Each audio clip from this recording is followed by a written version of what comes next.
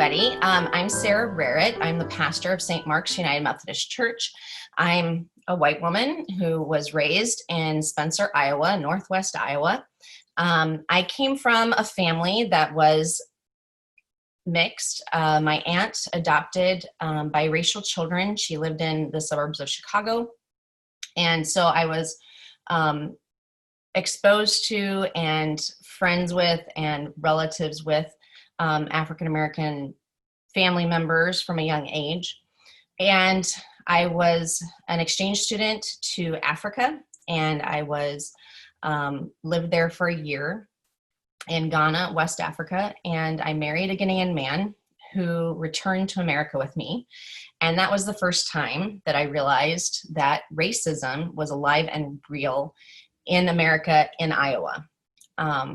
When I was in Africa, I told my husband-to-be, Solomon, that Iowa is an educated place. Iowans are nice and kind, and we won't have trouble with racism in Iowa. And how wrong I was. I didn't know that there was racism in Iowa because I had not experienced racism. It was very eye-opening and heartbreaking for me. One of the things that the privileges that I got as married to my ex-husband, Solomon, was that we were part of a clergy group for ethnic clergy. And I was the only white person allowed to be in this ethnic clergy group. These were Black and Filipino pastors who were serving white congregations across Iowa. And we got together once a month, and I got to be a part of that for about 3 years. And the stories that I heard were heartbreaking and extremely difficult to listen to. And it was through these personal experiences that I've had with my family and through these experiences with friends that I really feel very strongly about anti-racism education for white people. And it's why I want to teach this class, and it's why I feel that white people really need to take on the racial issue. And so I'm really glad that you've decided to take this class. There are some people that registered through Facebook that I didn't get registered and brought in to the class last night. So I'm really, really sorry. I'm recording this so that you can look at it and that you can get caught up. And for those of you who were in the class yesterday, you can use this as a review if you would like, or you can send it to somebody that maybe you hope will take the class and invite them to check it out and see if they would be willing to take this class. First, I want to talk about one of the most difficult things it is for us as white people to get past in order to talk about racism, and why it's so difficult for us as white people to talk about racism, because it makes us very anxious and worried, and it makes us feel very defensive. And the reason that we get so defensive and anxious about it is because since the 1960s, when we saw the civil rights marches and we saw the police with the water hoses, and we saw the dogs, and we saw the billy clubs, and we saw the horrible racism, the KKK and the crosses and the lynchings. Finally, we're on the front page of the newspapers, and finally we're on, the evening news. We saw how bad racism was. And as human beings, we tend to live in binary worlds. We tend to have, and I just happen to have my water cup and then my coffee cup with the Obamas on it. And so let's make the Obamas the good cup, and we'll make this the bad cup. And so we tend to put people in good and bad. We tend to say, okay, good people do this and bad people do this. Good people tell the truth and bad people lie. Good people are kind and bad people are mean. Good people don't hurt people. Bad people murder or abuse, right? And we tend to have this very binary thinking. And so since the 60s, when we saw how bad racism was, we've put racism into the bad cup. Racists look like that. Racists are mean, bad people who choose to do racist things, who abuse others. And so most of us, put ourselves in the good cup. We're nice people. We're smiley people. We're loving, kind people. We can't stand to think of ourselves over here in the bad cup with the bad people, the hurting people, the abusers, the murderers. And the very thought that somebody else would put us over here in the bad cup makes us defensive and angry and upset. And we will fight tooth and nail to make sure people know we go in the good cup. And that is why white people do so much defensiveness and excusing and explaining of why we should be in the good cup when it comes to racism. However, racism is not about being good or bad. Racism in America is the air we breathe. It's all over in the culture that we live in. It is not an individual decision that we make. I don't believe that 99% of the people think in their head, I'm going to make a decision to be a racist right now and make a racist remark or make a racist move toward a Black person or a person of color. Instead, we learn throughout our childhood, throughout our lives, prejudices, assumptions, biases that just are so deeply ingrained within us that we don't know how to think another way. And we just think of it as normal. And when it comes out of us, we don't have the language and the ability to critique it and to see how people of color are hurt and harmed by the things that come out. Because for us, it's just the way it is. And we don't have the ability to see the harm. We are not racists. We live in a racist society and we do racist things. So instead of asking the question, are we racist? We should be asking the question, how are we doing racist things? How do we have prejudiced and biased thoughts and words and actions? And how do we prevent ourselves from doing harm by helping ourselves see the ingrained racism within us and within our society? That's what this class is about. This class is about helping us to have a vocabulary, a historical understanding, and a way of self-critiquing white people, ourselves, so that we can see when we are doing harm, and we have the language to be able to talk about that harm and why it's harmful, so that we can discuss it with each other in a way that doesn't put each other on the defensive, but helps each other to become better. And hopefully we can get past the defensiveness and the anger of when people say, you're racist and therefore we're in the bad cup. And we can say, no. We're not trying to be bad. We're not trying to be racist. We're in a racist society and we are working to be anti-racist. We're working on ourselves to get rid of those unconscious, subconscious assumptions and biases so we can stop doing and thinking and saying racist things. That's what this class is about. It is not going to be easy. It is going to be difficult, sometimes painful. All of us are going to say things that are racist, and all of us are going to say things that are harmful, and we're going to have to call each other out. And that will be uncomfortable because we don't like doing that. We're from Iowa. We're nice. But that's part of the learning process, and that's what we have to do. And so this is a safe, honest, open place where it's okay to ask a question.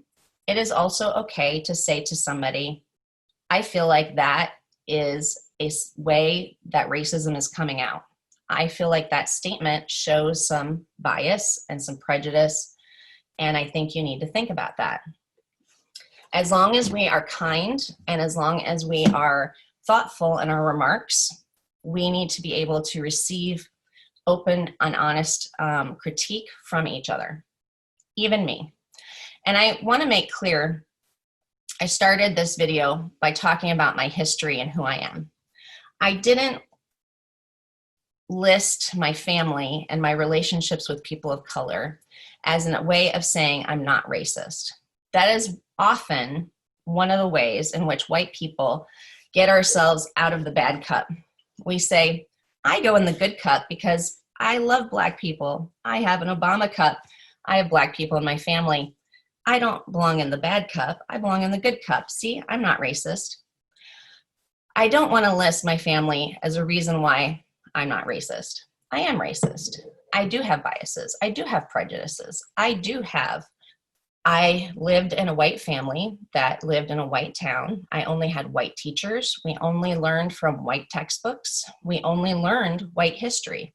I do not remember ever having a class on African history. I do not remember ever having a class about any African politics or anything that told me that Africa was the cradle of civilization. I only learned history from the point of view of white people and Western culture. And therefore, I have a lot of biases. And I've had to unlearn and critique my own self. And I will say it was painful. It was very painful to be married to a Black man and realize how racist you are.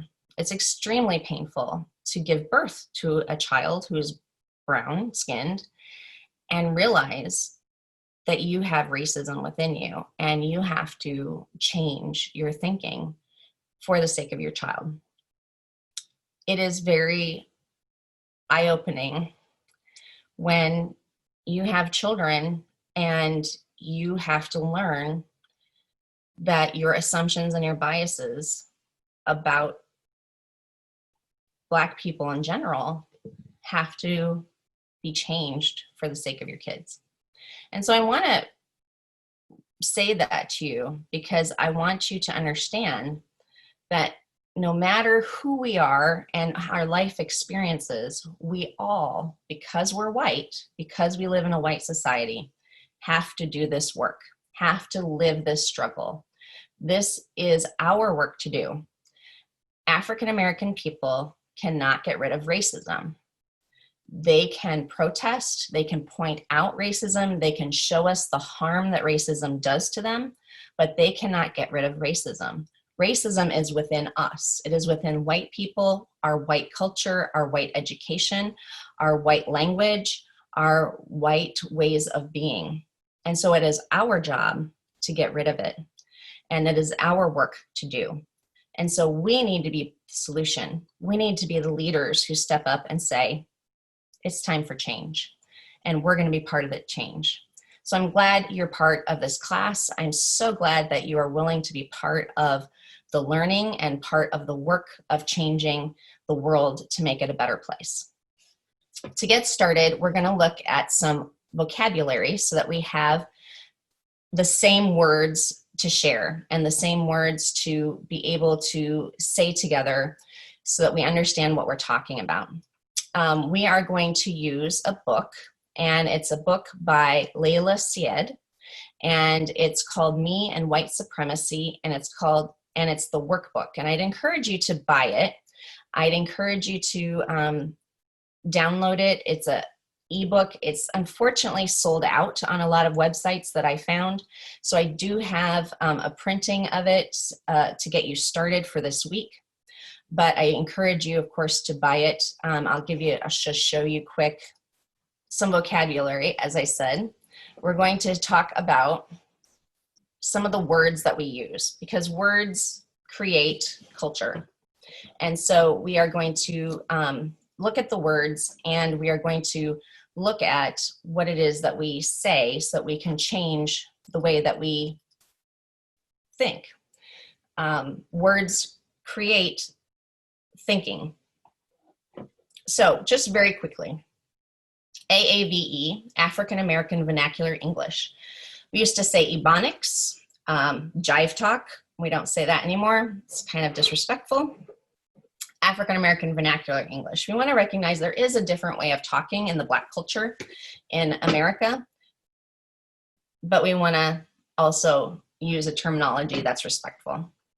Ally cookies.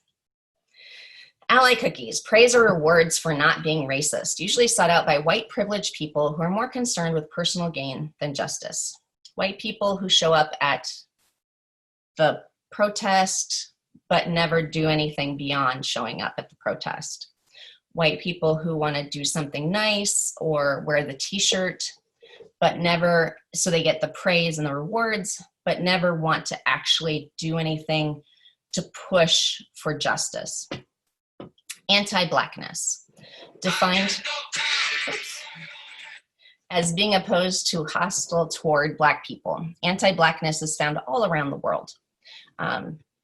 So, simple, Black, Indigenous, people of color. You'll see this in shorthand throughout this book. Often I have seen POC as a shorthand. This just sort of adds Black and Indigenous as particular groups that have had the most amount of racism in America pointed toward them. And so this author uses BIPOC as shorthand to make sure that we understand that Black and Indigenous are particularly have had particular racism, but all people of color have also had racism. And when she says by walk, she means women, Black and Indigenous women. Cultural appropriation. Now this got quite a bit of discussion last night, and I don't want to get into the discussion yet because we'll have time to come back on these. But cultural appropriation is a type of colonization that involves stealing, appropriation, and sometimes commercialization of cultural practices, spiritual traditions, hair, fashion styles, speaking styles, and in the internet age, forms of blackface. Cultural appropriation happens when there's an imbalance of power and privilege. A dominant culture appropriates from a marginalized culture. Culture appropriation does not work the other way around. BIPOC cannot appropriate from white people because they don't hold collective power and privilege over white people. So cultural appropriation means white people taking something from the culture of a minority group. The classic example is, skinny, blonde, blue-eyed white girls at the music festival wearing the regalia of a Native American chief. And they are wearing it because it's cool. They're wearing it because they want to look hip. They are taking something that is a spiritual and very meaningful tradition, something that you have to earn those feathers and you have to earn the right to wear in the Native American culture. And they're just wearing it, not because they've earned it, but because it's cool. And that's hurtful to the Native American people, and they find that very harmful and cultural appropriation. They want it to end. Me and White Supremacy Book Circle. You're gonna hear her talk about the book circle, and it's just a way of discussing things. We're not gonna use that methodology because we're doing this as an online class, but it's good to know that there is a methodology that she likes to use, and you can learn more about that. Misogynoir is misogyny, specifically towards Black women. Optical allyship. It's the visual illusion of allyship without the actual work of allyship. Also performative allyship. So if somebody who's white shows up at the protest, wants to look and get their picture taken as, hey, I was here at the protest, but they never actually want to do anything more. They never want to do the work. They're just doing it for the cookies or for the performance. People of color, POC. Spiritual bypassing. It's a term introduced in the 80s by a Buddhist teacher and therapist, a tendency to use spiritual ideas and practices to sidestep or avoid facing unresolved emotional issues, psychological wounds, and unfinished developmental tasks. So for example, and this is one that I hear so often and so much, is my religion, Jesus, teaches us to see the heart and to love everybody. And so I don't see color, I love everybody. Okay, that's just a way of saying I don't have to work on these issues. I don't have to think about these issues. It's using a spiritual excuse to sidestep it. And that's a way of getting out of it. So we're going to talk about the Circle Way. The Circle Way is a methodology founded in 1992. It was created by Christina Baldwin and Ann Leanna, and it's a part of a book called The Circle Way, A Leader in Every Chair, and it's the preferred recommended structure and methodology for doing the book circle of this Me and White Supremacy workbook. However, we're doing this in online class, and so it's not possible to really do it in that format with an online class.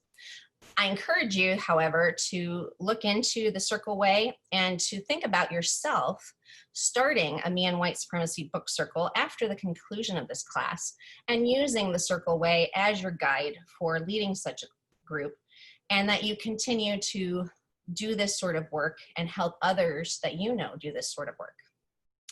The white gaze. So white supremacist lens through which white privileged people see BIPOC, Black, Indigenous, people of color. The white gaze describes how BIPOC are defined, limited, stereotyped, and judged in the white imagination, usually to the detriment of BIPOC. So for example, the classic image of the reality TV show Cops had a specific saw Black people of color through the lens of white police. And especially in the early years, in the early seasons of the show, pretty much focused on Black persons in the inner city and white police chasing them down, beating them up, arresting them. And it stereotyped and judged and defined Black people in the urban areas by these images. Later on, there was a lot of criticism, and they sort of tried to change it up, tried to have different people of color, cops of color, and but still, it didn't change the view that most people have of young urban Black people. Tokenism, when BIPOC are used as props to serve whiteness and white supremacy. So for example, some people might take the image of Barack Obama and say, I love Barack Obama. He's a great Black person. I totally support him. Why can't more Black men be like him? He stayed married. He only has 2 children.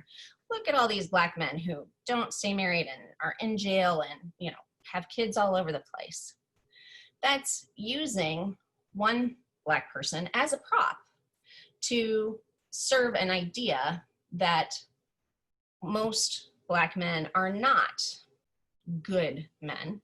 And it serves an idea that whiteness and white supremacy is better. And tone policing. It's a tactic used by those who have privilege to silence those who don't, by focusing on the tone of what's being said rather than the actual content. Tone policing doesn't only have to be spoken out loud publicly. People of white privilege often tone police BIPOC in their thoughts and behind closed doors.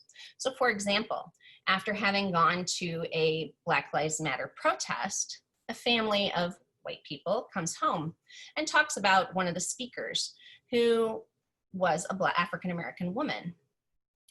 They talk about, boy, didn't she seem angry? She yelled and cursed a lot.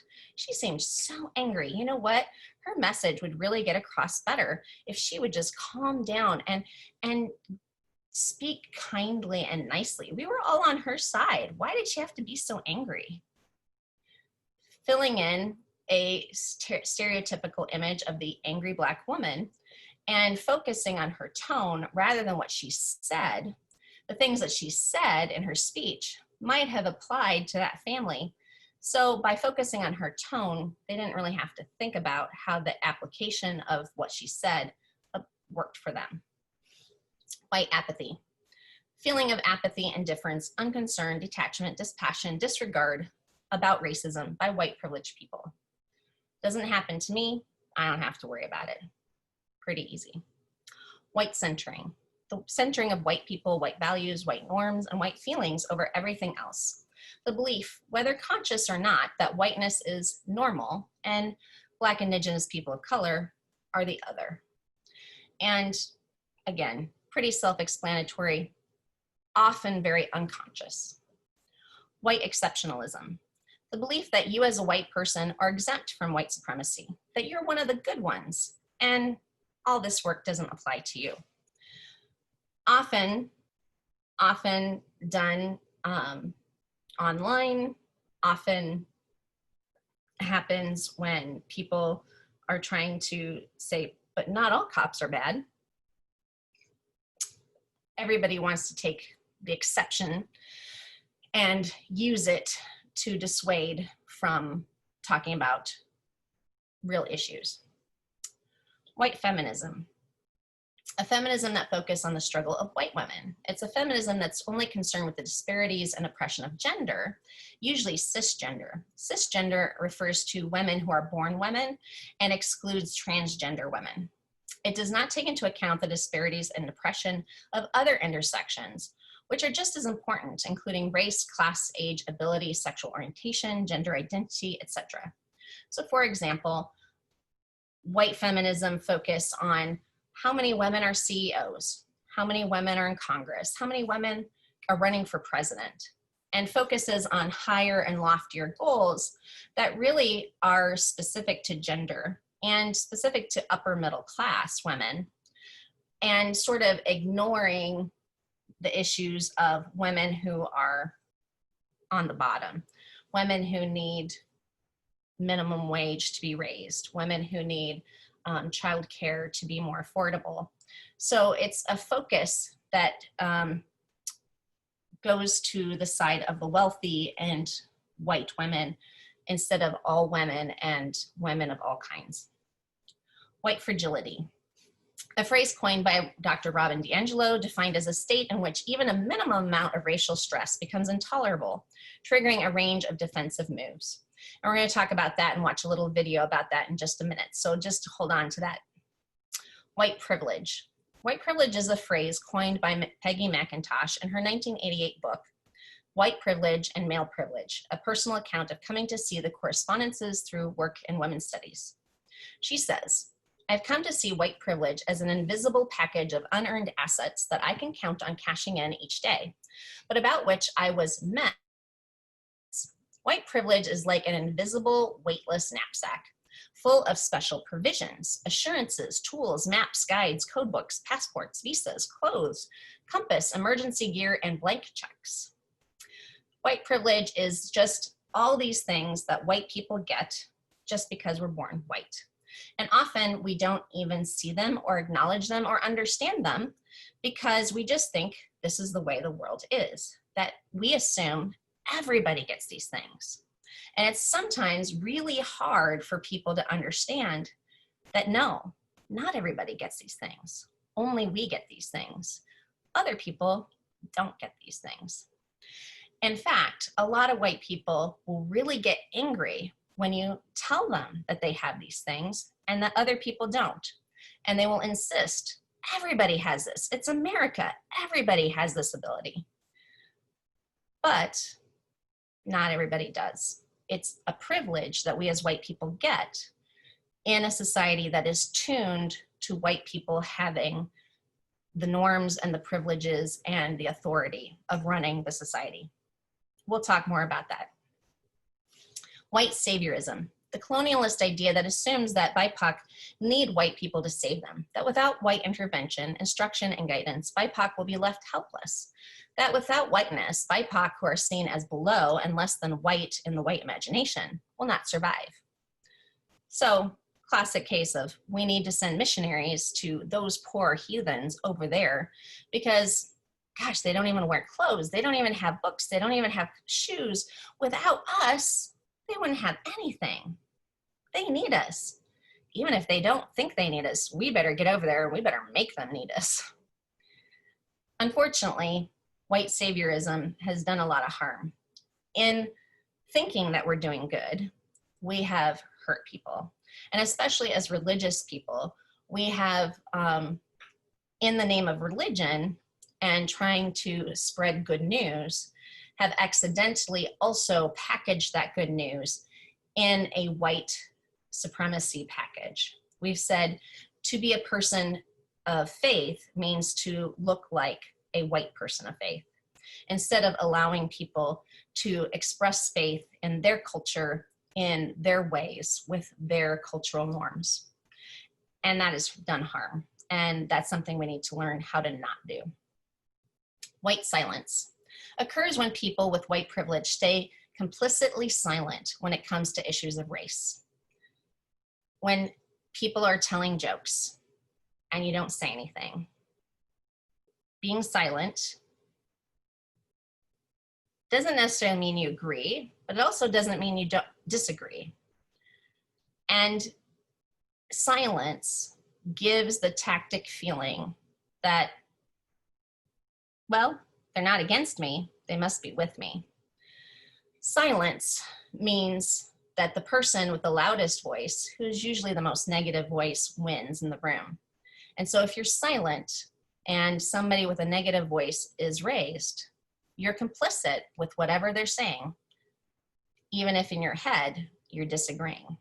You have to speak up, or it's white silence. White superiority. The erroneous, violent, and racist idea that people with white or white-passing skin are superior to and therefore deserve to dominate people with brown or black skin. And I want to make note that the term white-passing, there is also a lot of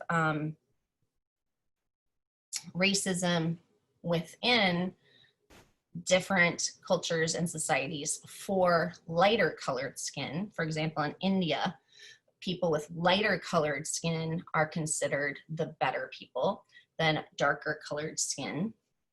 And therefore, they are the higher caste. Any idea that people, because of their skin color, because of being lighter, are better is white superiority. The term women with the X in the instead of the E, or sometimes I've also seen it as with a Y instead of the E, just is used by the author or the writer to explicitly say that they are trying to include not cisgender women, but also transgender women and feminine identifying genderqueer or non-binary people. In other words, they just want to include everybody. And they want you to know that transgender people are on their minds as well.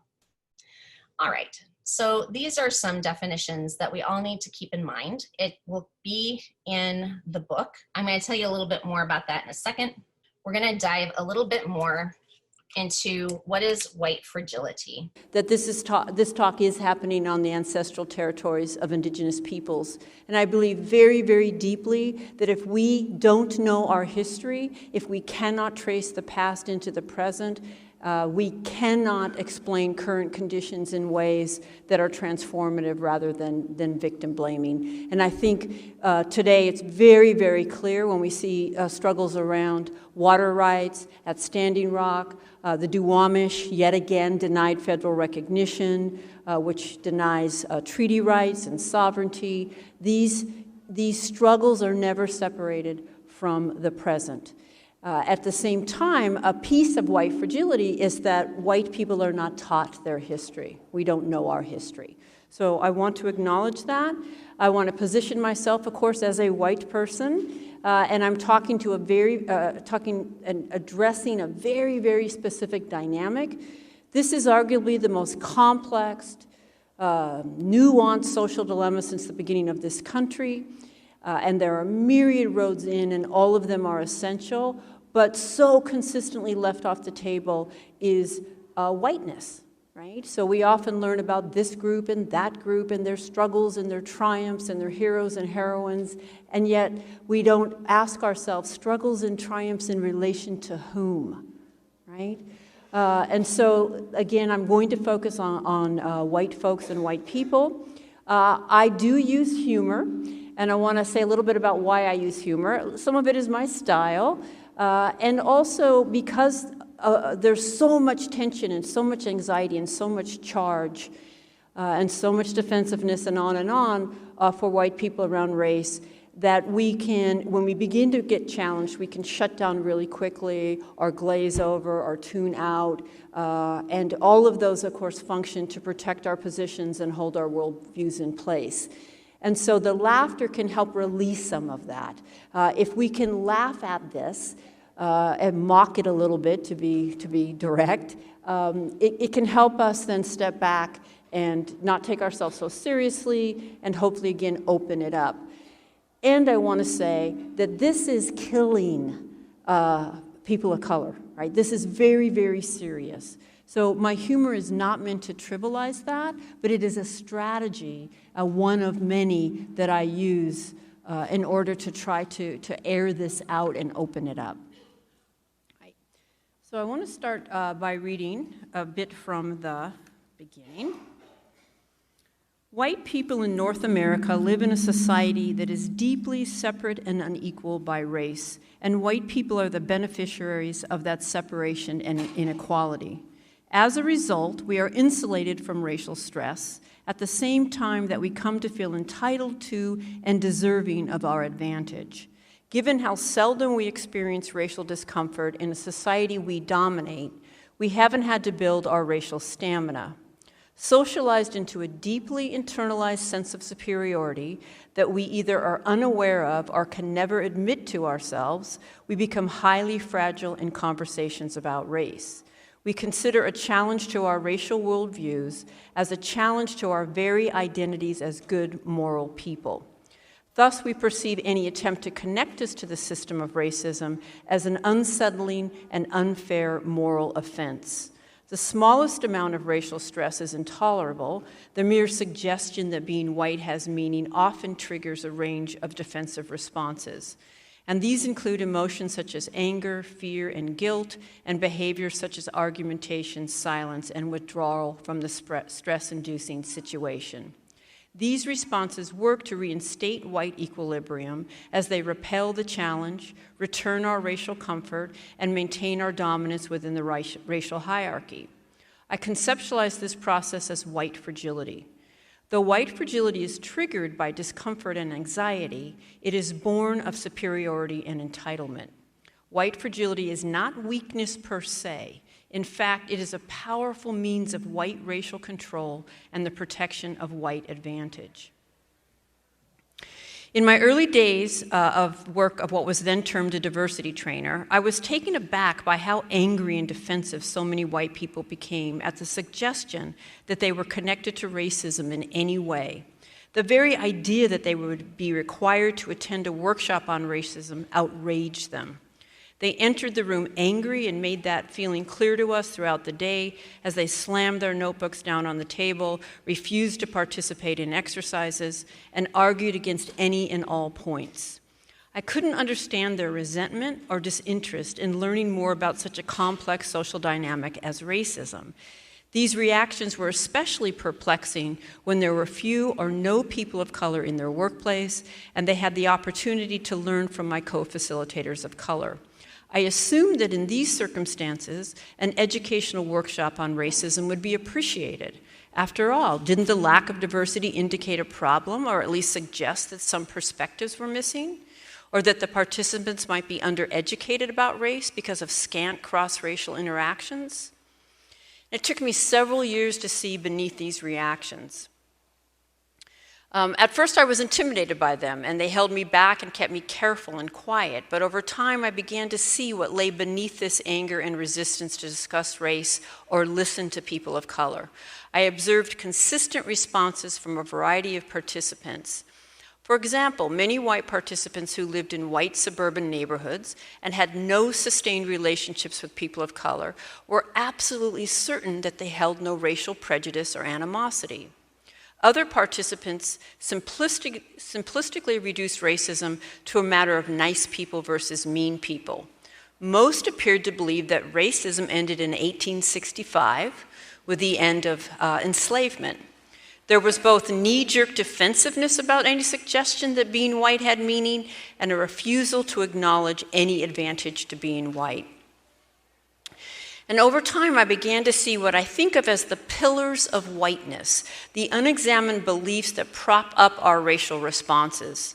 I could see the power of the belief that only bad people were racist, as well as how individualism allowed white people to exempt themselves from the forces of socialization. I could see how we are taught to think about racism only as discrete acts committed by individual people, rather than as a complex, interconnected system. And in light of so many white expressions of resentment toward people of color, I realized that we see ourselves as entitled to and deserving of more than people of color deserve. I saw our investment in a system that serves us. I also saw how hard we worked to deny all this and how defensive we became when these dynamics were named. In turn, I saw how our defensiveness maintained the racial status quo. And none of the white people that I identify, whose actions I describe in this book, would identify as racist. In fact, I think they would most likely identify as racially progressive and vehemently deny any complicity with racism. Yet all of their responses illustrate white fragility and how it holds racism in place. These responses spur the daily frustrations and indignities people of color endure from white people who see themselves as open-minded and thus not racist. This book is intended for us, for white progressives who so often, despite our conscious intentions, make life so difficult for people of color. I believe that white progressives cause the most daily damage to people of color. And I define a white progressive as any white person who thinks he or she is not racist, or is less racist, or is in the choir, or already gets it. White progressives can be the most difficult for people of color because to the degree that we think we have it, we're going to put all of our energy into making sure you think that we have it, and none of it into what we need to be doing for the rest of our lives, right? Do indeed uphold and perpetrate racism, but our defensiveness and certitude make it virtually impossible to explain to us how we do so. So I'm pretty sure I'm speaking to a room filled with white progressives. So let me just be clear, you are not the choir. There is no choir. I am not the choir. When I say there is no choir, it's because my learning will never be finished. And this moment I think I'm the choir, I think I'm going to be done and I'm going to have certitude. I often joke, but on some levels it's kind of true. When I first applied to be that diversity trainer back in the early 90s, I thought, well, of course I'm qualified to lead discussions on racism. I'm a vegetarian. How could I be racist? Now, I would need to be vegan today, but, you know, in the 90s, that was pretty alternative, right? I even got called a communist once when I said, no, I'm a vegetarian. But, you know, my point is I just thought it was all about open-mindedness and alternativeness. And let me just say that, you know, I love Seattle, and everything I learned about white fragility, I learned here working with white progressives. Not only do we all have opinions, but they tend to be very emotionally charged, and that has nothing to do with whether they're informed or not. I have an opinion on virtually everything, but that does not make them informed. I don't believe you can grow up or spend any significant time in the United States without developing opinions on racism. And they will be emotional and strongly held. And again, that has nothing to do with whether they're informed. And in fact, if you are white and you have not devoted years of sustained study, struggle, and focus on this topic, your opinions are necessarily very limited. Now, how can I say that when I don't know most of the people in this room? And this, of course, is the first thing that tends to trigger white fragility, generalizing about white people. As a sociologist, I'm really comfortable generalizing about white people. Social life is predictable and patterned, you know, in really observable ways, and we've got to grapple with those patterns.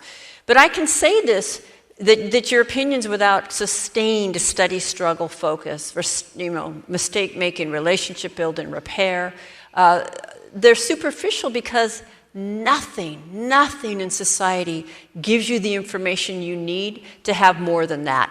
In fact, you can get through graduate school in this country without ever discussing racism, can you not? You can get through teacher education in this country without discussing racism. And if you're in a progressive teacher education program, you'll have one required multicultural education class. But that doesn't mean you'll be talking about racism. You might just be talking about how to introduce ethnic authors in February. You can be seen as qualified to lead a major or minor institution in this country, to lead a group of people, to supervise people. You can be seen as qualified to do those things with virtually no ability whatsoever to engage with any complexity or nuance in the issue of racism. Can you not? All right. So that is the first challenge, humility. So after listening to what Barbara talks about, I want you to ask yourself, when have you been upset about the discussion of race? When have you been defensive? When have you struggled to even be in the conversation? And what makes it hard for you? What makes it difficult and painful? Are you afraid that you won't be a good person? Are you afraid you're going to get put into the bad person cup? I want to invite you to think about your responses, your feelings, and think especially physically, what happens as you're watching the television, as you're watching about the protests, as you're having a discussion with friends, as you're reading social media. What is it you feel in your body?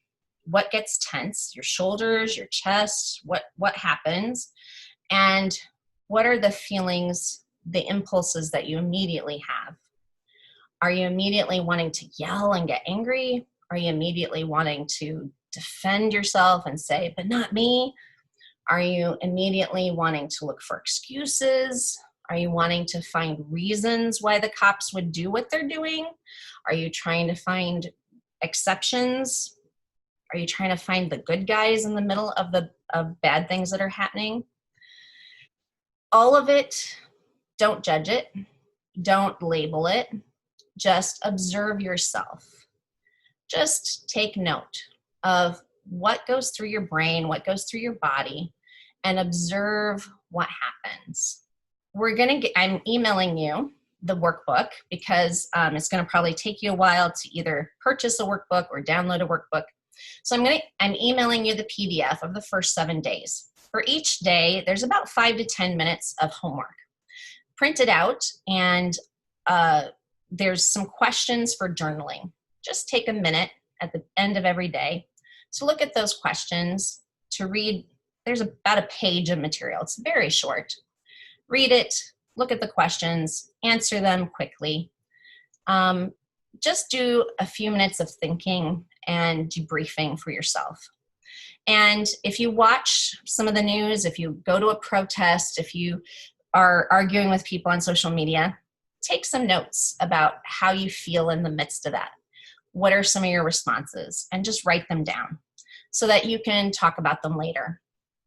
I'm also going to email you the full talk of Dr. Barbara D'Angelo. Her book on white fragility is wonderful, and if you want to buy the book and read the whole book, that would be great. However, it is another book to read, and if you're like me, I'd rather watch an hour-long video than read another book because I have a ton on my bookshelf that I have yet to read. So I'm sending you the video link so that you can get the shortcut gist of what she says and what she teaches without having to purchase the entire book. Of course, I encourage you to purchase the whole book and do it later, but here's the shortcut. We'll see you next week. Feel free to message me or email me if you have any questions, and feel free to ask any friends. As I said, invite them, send them this video if you'd like. Invite them to join us. Hopefully they will see that this isn't as scary. I hope this isn't as scary as maybe people would find. Our goal here is not to judge, not to point out who's bad and who's wrong and who's awful. Our point here is to say that we're all in this together. We are all learning together, and we all need to do this work together, especially as white persons wanting to live in a better world. Thank you so much for being a part of this class, and we will see you next Tuesday.